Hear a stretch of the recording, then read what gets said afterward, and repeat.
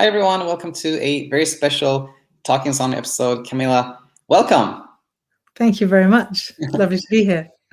And for those of you out there who don't know Camilla, you're actually the very first student who ever signed up to be a coach with the Sleep Coach School, so it's like extra special to talk to you.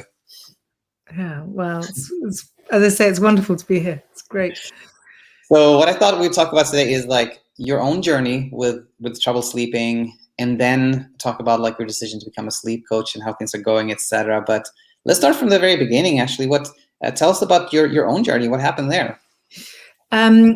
Well, if you don't know this about me, but I have a sleep disorder that was it was never diagnosed, but I have a terrible sleepwalking problem, and all through growing up and being a student and early days of working, I would sleepwalk maybe a couple of times a month, maybe less, depending what was going on. But I would find myself walking around hotels and going to into other people's students' rooms and halls. And I mean, it was in the middle of the night with absolutely no idea. I'd wake up during the process and realize that something had gone wrong, but it was just my family all do it, and it was just something that I inherited. And then in my mid-30s, I changed jobs and started working in a restaurant kitchen. I wasn't cooking, but I worked behind the scenes, and it was very stressful, and I didn't adapt very well to the change. And so my sleepwalking got out of hand, and I was doing it 6 or 7 times a night, usually within the first 2 hours of going to sleep. So I was slightly concerned about that, but also that's when it started, that I would be slightly frightened to go to bed because I wasn't sure what was going to happen, became more and more anxious about sleep. So, and the only way I would sleepwalk less is if I didn't sleep very often, and that it became a cycle that I would have bad insomnia for a few nights, and then I'd sleep, but never quite deep enough to get past the sleepwalking, and it just got worse and worse, and I was having a terrible time for about 6 months. I think it was at its worst, and I was driving to work each day, and it was very dangerous. So eventually, I think I wasn't quite aware of how bad it was. My sister came to stay, and she said that I had been up about 12 times within the space of 40 minutes. She said, "You've got to sort it out. Something's got to change." And so I went to a sleep center. I stayed overnight and discovered I had what they call an arousal disorder, which is I have trouble going into deep sleep. But also at that time, they said that you've got 2 things going on. You've got an arousal disorder. You have too much. They didn't call it hyperarousal then, but I now know hyperarousal. But also that you have insomnia and you need to sort that out. So at that point I did CBTi, and it changed everything. And I then slept better.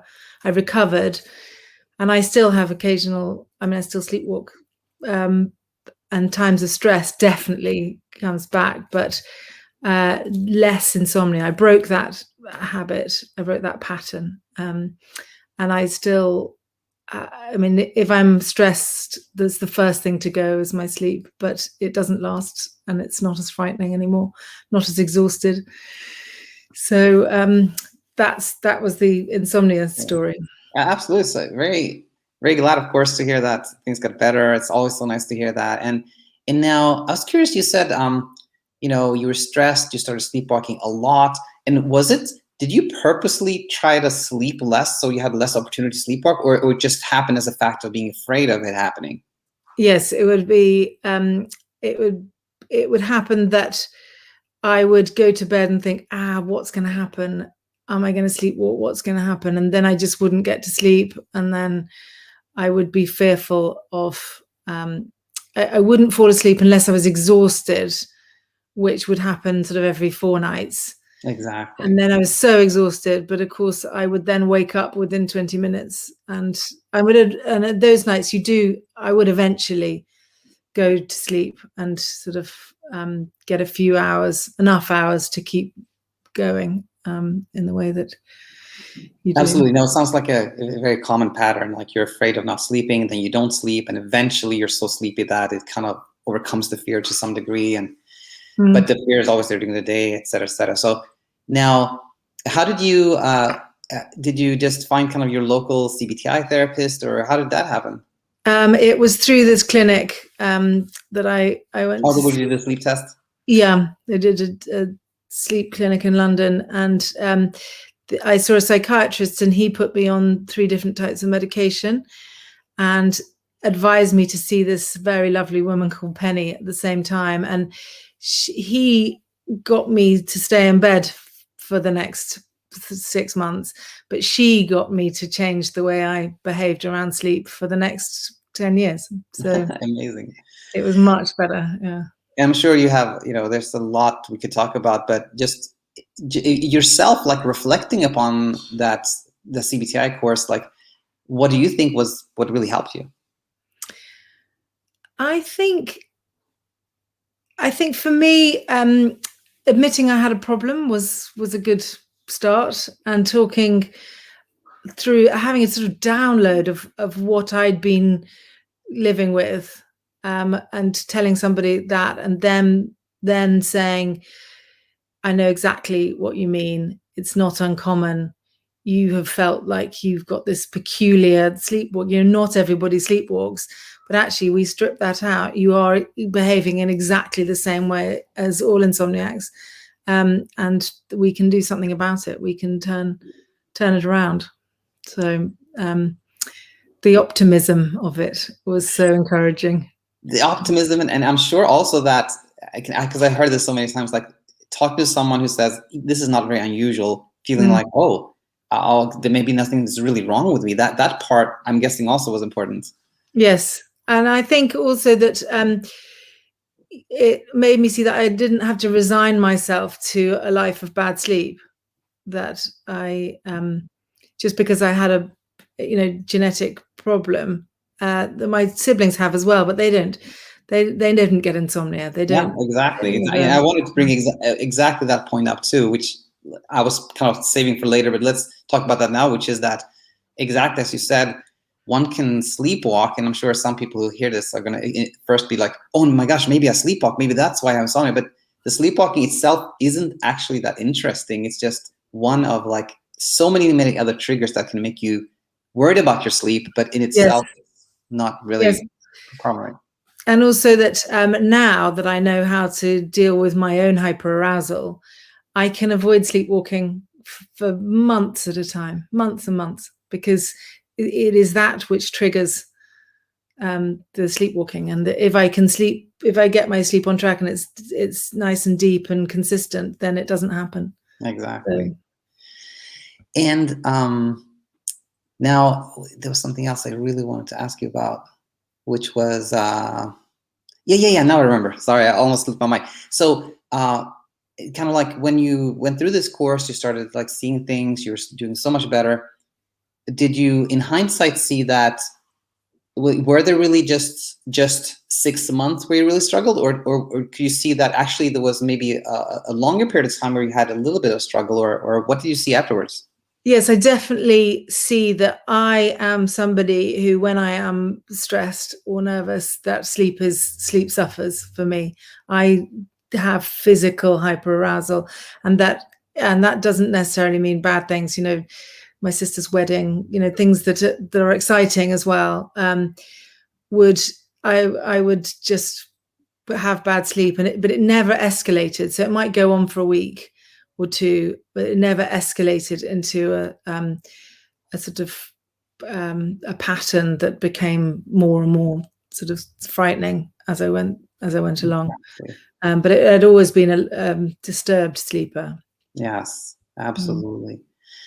Very well. And now I'm sure a lot of the audience here, they're familiar with, a lot of times what I teach or what we talk about can come across as, a little bit critical of like traditional CBTi.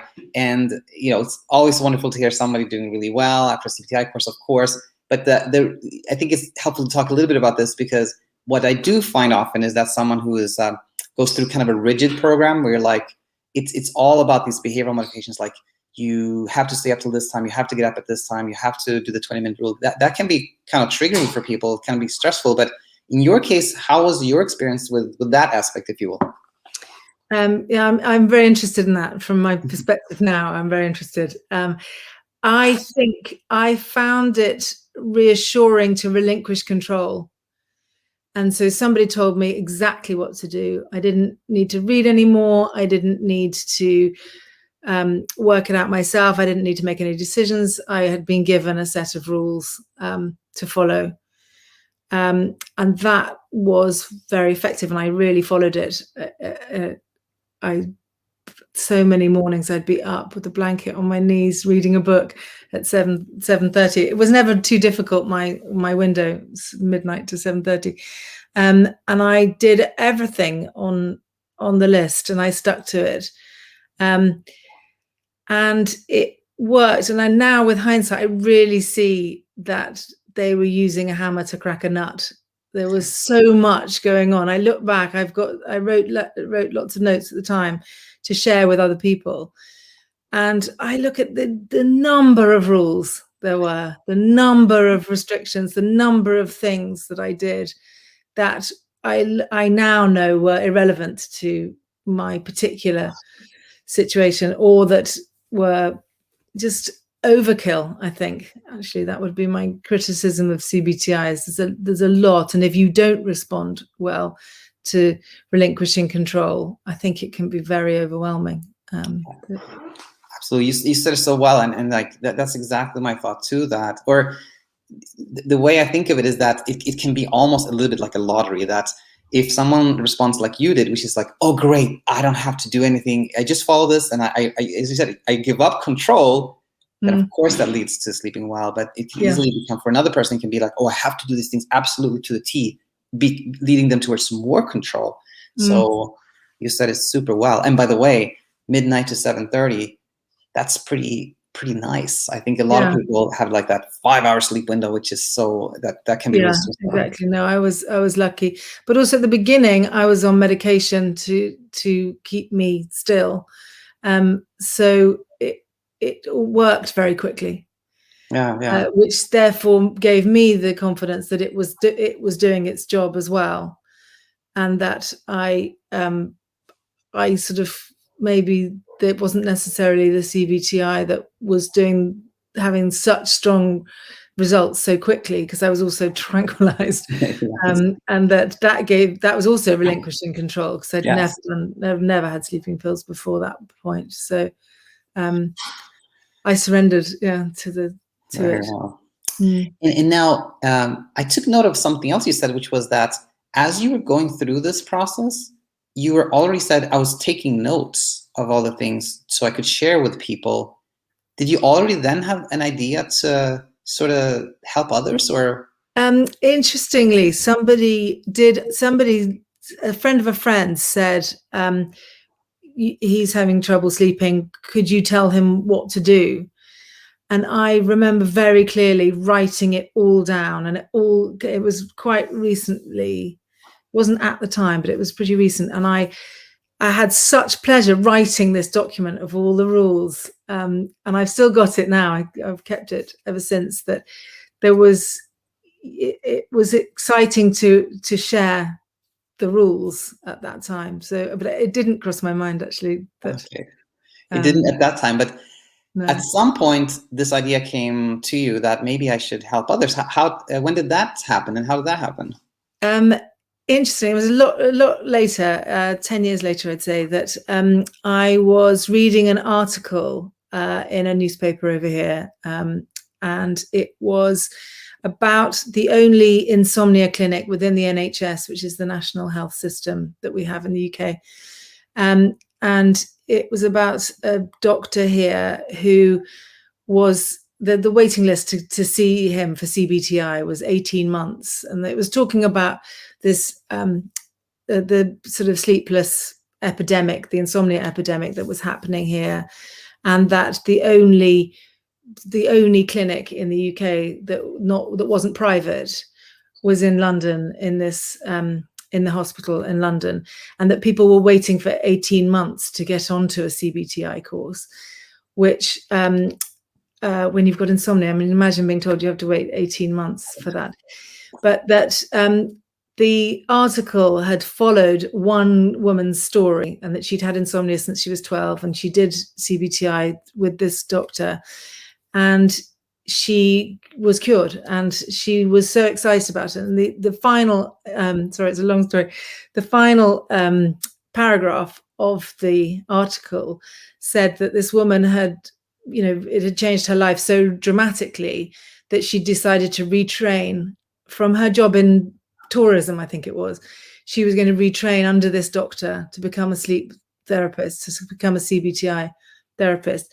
And it was like, I had never even thought of it before, but it was this sort of, the synapses just sort of sparked that you could go from something not related to actually training to be a sleep therapist. It suddenly pinged, and I knew in that instant that's what I wanted to do. Wow. So I got in touch with him, and I trained under that doctor. So you did, and like roughly how long ago was that? So I think the spark was probably 3 years ago now, and then to get onto his course took me 6 months, I think, and that was the year before the lockdown. And then I did an apprenticeship with them in their clinic. At this point, it was all very CBTi focused, and I did various other small courses. And then we were locked down, and I couldn't really do much with it at that point. But that's very forward thinking. That there is I wasn't fully aware of this program that you can. What are there any specific like prerequisites for joining this program, or? Well, that's been my main hurdle to get to where I am now, is that I don't come from a health background, that I'm not a therapist, and I'm not a doctor, and I'm not a nurse or an occupational therapist, and that I emailed them and said, would that be an impediment? But I luckily have a psychology degree from 30 years ago. Okay. So I think, and he said absolutely wouldn't be an impediment at all. That because it's very clear set of instructions to teach someone, actually. So it's not therapy. Exactly. So very interesting. And now my next question is, actually, let me share a little story there, and then I want to ask you, how this happened, of course. But so on my end, and this was also probably about 3 years ago. Me and Coach Michael, who we had this idea of starting like a sleep coach certification program online, and we were super excited. We created the course and we started marketing it, and then for like 2 or 3 months, like nothing happened. Nobody was signing up. And I was like pondering, maybe we should redo this, maybe we should do it another way or something like that.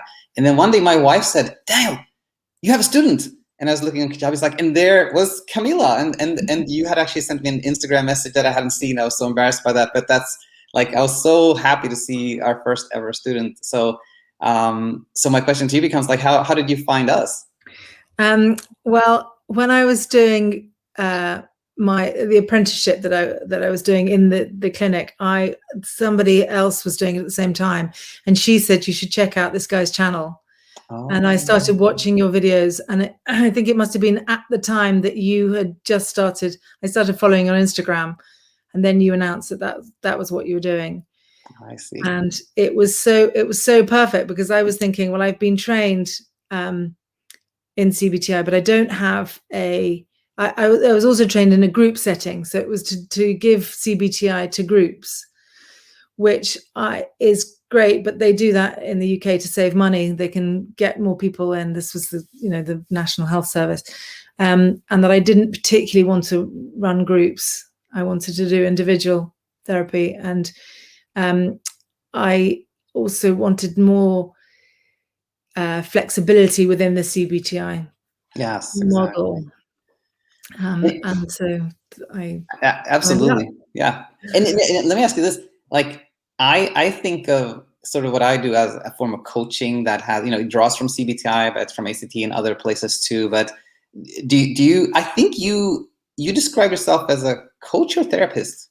Well, I also forgot to say that because I hadn't come from a medical background, I immediately thought, oh, well, I'll go down the coaching route and train to be a personal development coach here. Yes. So I changed that, which is useful, but wasn't. It was the sort of ladder to get to the next stage, really. In that there's some useful tools, but it's not exactly the same. And so I describe myself, having done your course, as a sleep coach and insomnia therapist. Yes. That sort of covers what I think sleep coach over here. Lots of people think a sleep coach is for babies. Exactly, So, that's true. Right. So. All right. Now, so next question I have was your program, of course, which I know already from when we connected way back. You're working on it, and now it is up and running. Correct? Yeah. Yeah. Very cool. And I'll link to it, of course, in the description. But when did you sort of officially launch it? And I saw some testimonials, so you had some clients. How are things going?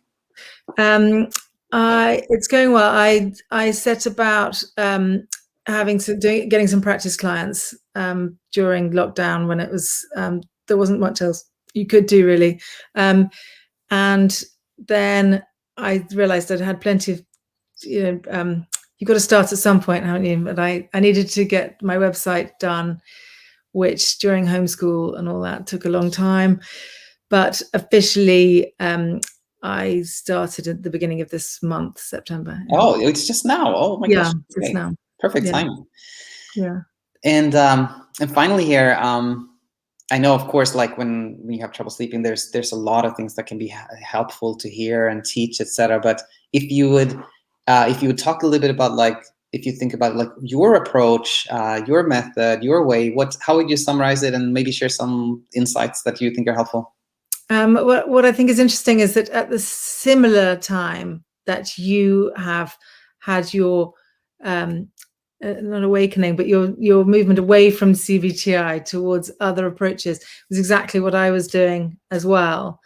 And I did an ACT course here, but not for insomnia. And there is no course for teaching ACT for insomnia in this country. So I've read Guy Meadows' book many, many times, trying to sort of work out my own structure around that. But therefore, I have what I think is, though insomnia is the same for lots of people, insomniacs aren't the same, and they don't want to hear that they are completely ununique, in that CBTi definitely treats insomnia as I think I treat insomniacs, and find out there's no point in telling somebody who's never going to do yoga to do yoga, or there's no point in telling somebody who's very precise and measured to just abandon the, the time to sleep window is a difficult sell to somebody who cares about the details. And that I think there is a way of packaging the same information to make it more bespoke, rather than just give the same set of information to every person, which was what I found frustrating about groups, because of course you've got 6, 7 people in a room and you're giving them the same information, but they're all living different lives and different pressures and different relationships with hyperarousal. And that, yes, the rules will work, but it's interesting to work out how you can make it work for them and what they're likely to stick to, I think. Absolutely. Yeah, it makes 100% sense, of course. I totally agree. And by the way, there's someone here named Trevor Youngquist. He has a kind of ACT-based insomnia program and a YouTube channel. So I'll send you some link to him. It can be helpful to check out. Have you interviewed him before? Yeah, I have. Yes, yeah. I watched that. Yeah. Mm. And now I have maybe two more questions, but before, and I forgot to forewarn you about this, Camilla, but here's a plug here. If you listening now, if you want to become a sleep coach, there are 2 slots available for October, the last batch for this year. So let me know, check the website, and you'll find out what it's about. A little plug there. I highly recommend the course. It's really excellent. It's really well put together. And I'm so glad it's been helpful. And now, more specifically, do you do like Zoom or like that type of meetings, or? Yeah, I do Zoom. Yeah. It's in person isn't possible here at the moment, still. So still on Zoom. Absolutely. And I'm guessing you take clients from all over the world. Yeah. Yeah. Anywhere that the time difference will work. Yeah. And by the way, do you have like a sort of a package, X amount of sessions, or you go session by session, or? I do what I call a sleep MOT, which is a one-off session that you can just check. I think it's not for people who have had insomnia for a really long time, but for people who are maybe new to insomnia or just can't understand why they're not sleeping. And that I give a sort of 360 look at what they're doing, and then give them what I call a prescription, and they take away the advice and put it into practice, and it's their choice as to whether they let me know how they get on. Or I do a more a fuller service that is at least 3 sessions long, that it's the same sort of 360 look and same bespoke set of instructions, but with more support and with more slow change. So each week you get a new set of homeworks, as it were. Yes, makes total sense. All right, and then I think my final question then is, if you look back upon, like, yourself when you had a lot of trouble sleeping, and you could tell yourself something that you didn't know then, what would you tell yourself? Oh, it's a very good question. I mean, I'm tempted to. I mean, I would obviously, because of my journey, I would say this is going to be so important that you've been through this and you have such understanding of this, and that all those nights you stayed up till midnight when everyone else was in bed, and that it was turned out to be so interesting to me. But I would say that you're not alone in insomnia, and it is so curable. It's frustrating to me that people live with it for 20 years when it is so curable, but it's very difficult to cure it yourself. That is my great learning. Well said, Camilla. So yeah, I would say that it was super nice getting a chance to talk to you. Thanks for being part of the movement, and we'll stay in touch. All right. Yeah, brilliant. Thanks for having me on the channel. So exciting. Me too. Bye now.